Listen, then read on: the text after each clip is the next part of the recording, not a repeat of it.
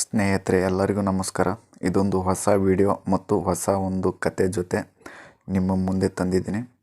ಹೆಸರು ರಾಧಾ, ವಯಸ್ಸು 30 ವರ್ಷ, ನಗರ ಮೈಸೂರು ಕರ್ನಾಟಕ, ಎತ್ತರ 5 ಅಡಿ 2 ಇಂಚು, ಶಿಕ್ಷಣ SSLC, ಉದ್ಯೋಗ ಮನೆ ಕೆಲಸ ಟೈಲರಿಂಗ್, ಮಾಸಿಕ ಆದಾಯ 8ರಿಂದ 10 ಸಾವಿರ ಅಂಥೇಳಿ ತಿಳಿಸಿದ್ದಾರೆ ಸ್ನೇಹಿತರೆ. ವೈವಾಹಿಕ ಸ್ಥಿತಿ ವಿಚ್ಛೇದಿತ, ಸೆಕೆಂಡ್ ಮ್ಯಾರೇಜ್ ಅಂತ ಹೇಳಿದ್ದಾರೆ.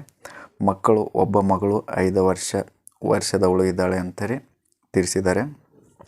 ಇವರ ಒಂದು ಜೀವನದ ಬಗ್ಗೆ ಒಂದು ಕಥೆಯನ್ನು ನಿಮ್ಮ ತಿಳಿದುಕೊಳ್ಬೇಕು ಸ್ನೇಹಿತರೆ. ಕುಟುಂಬ: ತಾಯಿ ಕೂಲಿ ಕಾರ್ಮಿಕ, ಒಬ್ಬ ತಮ್ಮ ವಿದ್ಯಾರ್ಥಿ, ಆಸಕ್ತಿಗಳು ಹೊಲಿಗೆ, ಭಜನೆ, ತೋಟಗಾರಿಕೆ, ಸ್ವಭಾವ ಸರಳ, ಶಾಂತಿ, ಹೋರಾಟ ಮನಸ್ಸು ಅಂತೇಳಿ ತಿಳಿಸಿದ್ದಾರೆ.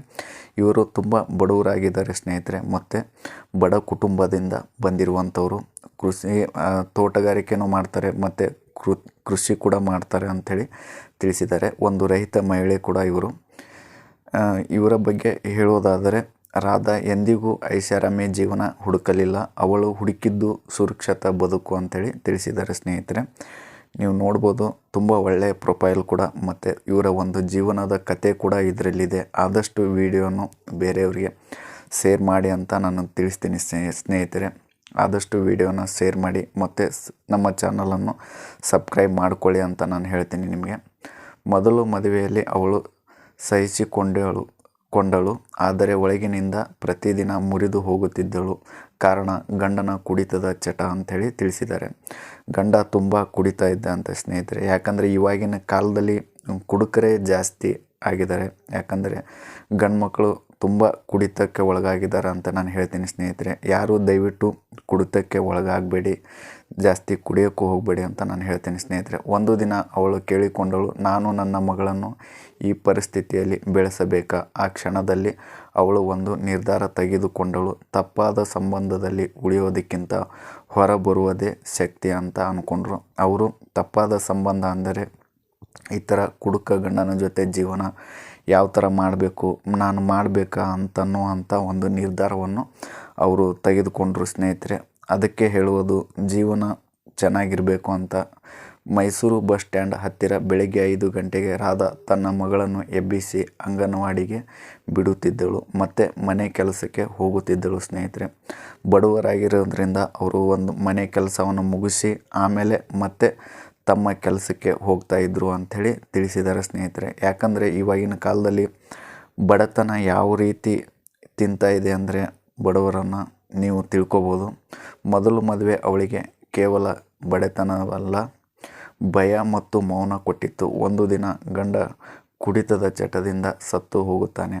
ಅದಾದ ನಂತರ ಸ್ವಲ್ಪ ದಿನ ಒಂಟಿಯಾಗಿ ಜೀವನ ನಡೆಸುತ್ತಾಳೆ. ಆದರೆ ನಮ್ಮ ಸಮಾಜ ಒಂಟಿ ಹೆಣ್ಣು ಯಾವ ಥರ ನೋಡುತ್ತದೆ ಅಂದರೆ ನಿಮಗೆ ಗೊತ್ತೇ ಇದೆ ಅಂತ ಹೇಳ್ತಾರೆ ಸ್ನೇಹಿತರೆ. ಯಾಕಂದರೆ ಇವಾಗಿನ ಕಾಲದಲ್ಲಿ ಒಬ್ಬ ಬಡ ಹೆಣ್ಣು ಮಗಳು ಬಡತನದಲ್ಲಿ ಅವಳು ಒಂಟಿಯಾಗಿದ್ದರೆ ನಮ್ಮ ಜನ ಅವರ ಬಗ್ಗೆ ಕೆಟ್ಟದಾಗಿ ಮಾತಾಡೋರೇ ಜಾಸ್ತಿ ಅಂತ ಹೇಳ್ತೀನಿ ಸ್ನೇಹಿತರೆ.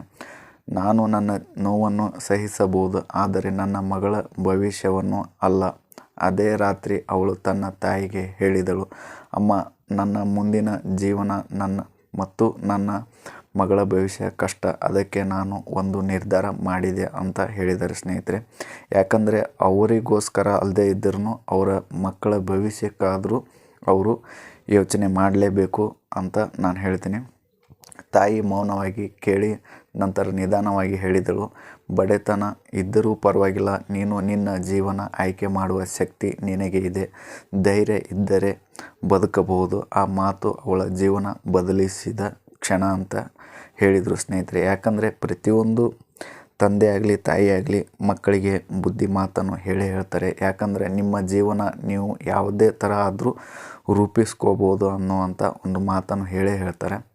ರಾಧಾ ಬಯಸುವವರ ವಯಸ್ಸು 30ರಿಂದ 37 ಒಳಗೆ ಇರಬೇಕು, ಒಳ್ಳೆಯವರಾಗಿರಬೇಕು, ನನ್ನನ್ನು ಮತ್ತು ನನ್ನ ಮಗಳನ್ನು ಚೆನ್ನಾಗಿ ನೋಡಿಕೊಳ್ಳಬೇಕು, ಸಂಬಳ ಕಮ್ಮಿಯಾಗಿದ್ದರೂ ಪರವಾಗಿಲ್ಲ, ಒಳ್ಳೆಯ ಮನಸ್ಸಿನವರಾಗಿರಬೇಕು, ಯಾವುದೇ ಜಾತಿ ಆದರೂ ಪರವಾಗಿಲ್ಲ ಅಂತ ಹೇಳಿದ್ದಾರೆ ಸ್ನೇಹಿತರೆ. ಯಾವುದೇ ಜಾತಿ ಅವರಿಗೆ ಅಭ್ಯಂತರ ಇಲ್ಲ ಅಂತ ಹೇಳಿದ್ದಾರೆ. ಅವರನ್ನು ಮತ್ತು ಅವರ ಮಕ್ಕಳನ್ನು ಚೆನ್ನಾಗಿ ನೋಡ್ಕೊಂಡು ಹೋದರೆ ಸಾಕು ಅಂತ ಹೇಳಿದ್ದಾರೆ ಸ್ನೇಹಿತರೆ. ಇದು ಮದುವೆ ಜಾಹೀರಾತು ಅಲ್ಲ, ಇದು ಒಂದು ಸಮಾಜ ಜಾಗೃತಿ ಸಂದೇಶ. ಬಡತನ ಬಡತನ ದೋಷ ಅಲ್ಲ, ವಿಚ್ಛೇದನ ಸೋಲಲ್ಲ, ಎರಡನೇ ಮದುವೆ ತಪ್ಪಲ್ಲ ಅಂತ ಹೇಳ್ತೀನಿ ಸ್ನೇಹಿತರೆ.